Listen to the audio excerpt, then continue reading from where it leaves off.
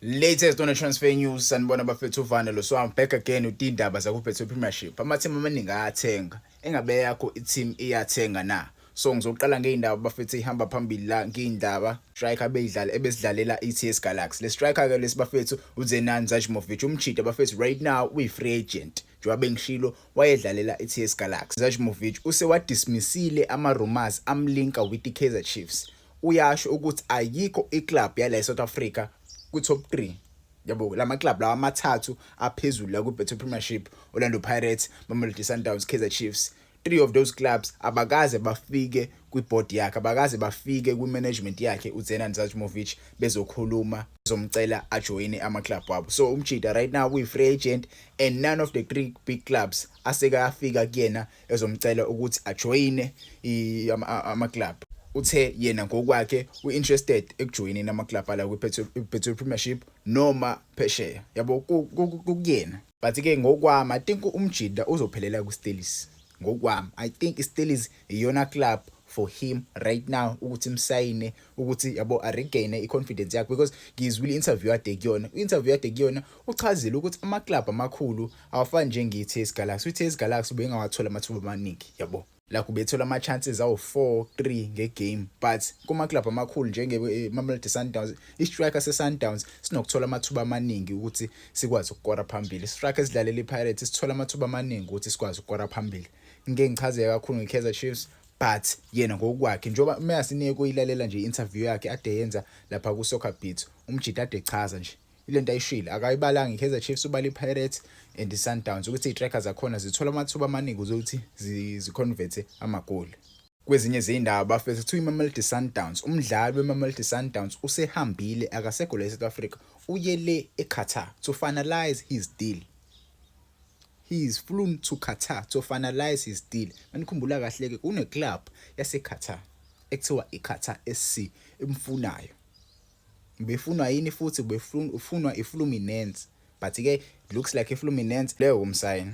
Looks like bazohlelewa umsayini umjida because umjida ufunwa iQatar SC and iQatar SC inemali ngempela. It looks like iSundowns isazostrugglisha kule season, kulahlekela umdlalo wabo obeshisa ngempela obasizile ukuthi bayiwine le Betway Premiership esiphuma kuyona. Yabo isicoco nje lesesiphuma kusona, umjida obasize kakhulu.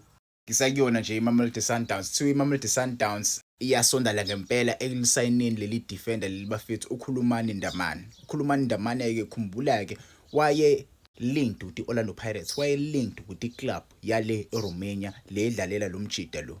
Lo mshida lo futhi waye-linked with i-club yangezana leyale eRomania i-FSB.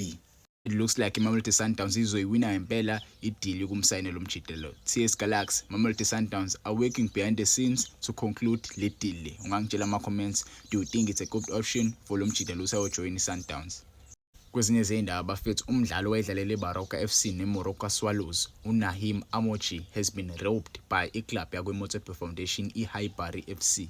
Kwezinye izindaba isiwelele FC sesithenge umdlali oqhamuka le kwiHighbury FC uKoketso Sekgodiso. Isiwelele ngempela bafethu serious silanda abadlali bangempela, but ke angazi lutho about lo mjida lo kuthiwa uqhamuka le kwi-NFD. Let's hope uzofika shine kwiBetway. Kwezinye izindaba bafethu iTS Galaxy are reportedly targeting iKaizer Chiefs youngster uXolani Khoza as their new centre back, ngoba uKhulumani Ndamane is on his way to iMamelodi Sundowns. Kwenzakalani nge-DDC yeKaizer Chiefs, why bengapromote?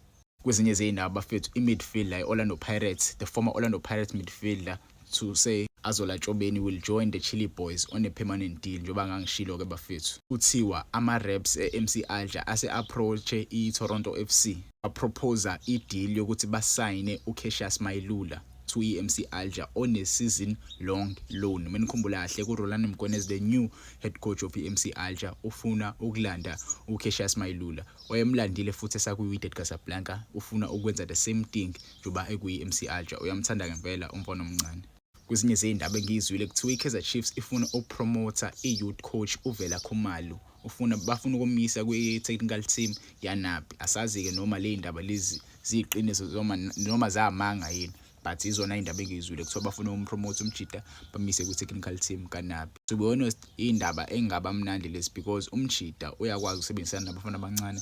He knows a lot about i-youth ye-Kaizer Chiefs, so ukumpromote ngayenza sense per se, but ke ngezwe ngani ma-comment, is this a good thing or a bad thing? Kwezinye zey'ndaba bafethu isim-announcile i-Durban City bafethu uThabo Nodada was playing for i-Cape Town City, yabo. Khula kwakhe wakhula le kwiMpumalanga Black Aces, umjida wadlala isikhathi eside kwi-Cape Town City, yabo. Uyi-legend le Cape Town City, use-announcwe kabusha as a Durban City player. Hayi, Durban City yayilanda equality kodwa asazi ke noma bazokwazi nokusurvive because le quality abayilandayo yes ine-experience kodwa abantu abadala ngingajabula ukuthi balanda i-youth eningi, yabo. Le nto yokulanda abantu abadala kakhulu because angazi kodwa ungangitshela ama-comments, is this a good thing or a bad thing? Yes, quality but old.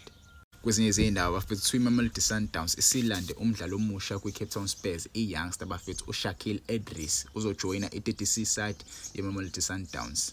Ningakhohlwa bafethu ukungifollowa lapha ku-Instagram ngoVane Sports. This is the new account bafethu enginawo lapha ku-Instagram, account yami endala ngakhohlwa i-password yayo yangilokha out, so iyona account entsha le. Uye lapha ku-Instagram select uthi Vane Sports. Ngajabula kakhulu bafethu ningifollowe nami ngizonifollowa back.